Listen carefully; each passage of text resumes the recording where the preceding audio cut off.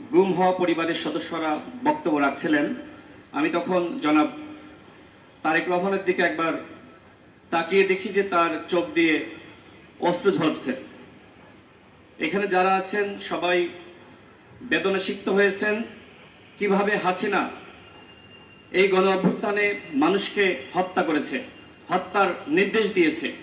ইতিমধ্যে আবু সাইদ, মুগ্ধ এবং ওয়াসিমের বাবারা বক্তব্য রেখেছেন, অনেক মায়েরা বক্তব্য রেখেছেন।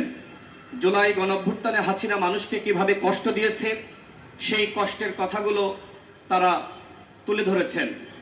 এখন মানুষ নতুন বাংলাদেশের স্বপ্ন দেখছে। সেই স্বপ্ন বাস্তবায়নে আমাদের সকলকে এক হয়ে একতাবদ্ধ হয়ে কাজ করতে হবে। বিএনপি বড় একটি রাজনৈতিক দল হিসেবে আজকে সবাইকে সেই ঐক্যের আহ্বান জানিয়ে এখানে সবাইকে একত্রিত করেছে, যে কারণে বিএনপির মাননীয় ভারপ্রাপ্ত চেয়ারম্যান জনাব তারেক রহমানকে অসংখ্য ধন্যবাদ। আমি যেটি বলতে চাই, যখন হাসিনা 24-এর ডামি নির্বাচন করবে ওই সময় আমার নামে একটি মামলার ওয়ারেন্ট জারি হয়েছিল। এই সংবাদ জনাব তারেক রহমানকে জানিয়েছিলেন। কত দূর পারলে লাইভে আমরা কত কানলাম বইলা গেছে না তোমরা ভালো নূর ভালো। এরপরে জনাব তারেক রহমান কিন্তু তিনি বিএনপি বইলা গেছে অ্যাটর্নি জেনারেল তাকে নিজে ফোন করে বলেন যে রাশেদ খানের মামলাটি দেখার জন্য। আমি তার প্রতি কৃতজ্ঞ।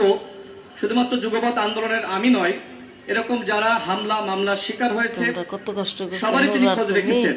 বিএনপির অসংখ্য মানুষ গুমের শিকার হয়েছে, আজকে তাদের অনেকে বক্তব্য রেখেছেন। অর্থাৎ যে জুলাই গণ অভ্যুত্থান, এই অভ্যুত্থান শুধুমাত্র এই 36 দিনের আন্দোলনে গণ অভ্যুত্থান হয়নি। 2007 থেকে 8 সেই সময় যে ফখরুদ্দিন মঈনুদ্দিনের বিরুদ্ধে আন্দোলন, মূলত সেই সময় থেকে হাসিনার বিরুদ্ধে ফ্যাসিবাদ বিরোধী লড়াই শুরু হয়েছে এবং সেই লড়াইয়ের সর্বশেষ পরিণতি লাভ করেছে 2024-এর জুলাই মাসে, আগস্ট মাসে যার সমাপ্তি ঘটেছে। এই 36 দিনের বিপ্লবে শুধুমাত্র সাধারণ মানুষ বা সাধারণ শিক্ষার্থীরাই যে রাজপথে নেমে এসেছে সেটি নয়। যদিও অনেকে বলে থাকেন যে এই আন্দোলনে রাজনৈতিক দলগুলোর সেরকম ভূমিকা নাই, দলগুলো আসলে কিভাবে কাজ করেছে আমার নিজেরও ছোট্ট অভিজ্ঞতা রয়েছে। আমি 1 মিনিটে সেটি শেষ করতে চাই। এখানে বিএনপির জাতীয় স্থায়ী কমিটির সদস্য সালাউদ্দিন ভাই আছেন। তিনি সেই সময় ভারতে নির্বাসিত অবস্থায় তার সাথে আমাদের কথা হয়। আমি তাকে বলি যে ভাই, যেহেতু রাজনৈতিক আন্দোলন করে কোনোভাবেই সরকার পতন ঘটানো যাচ্ছে না,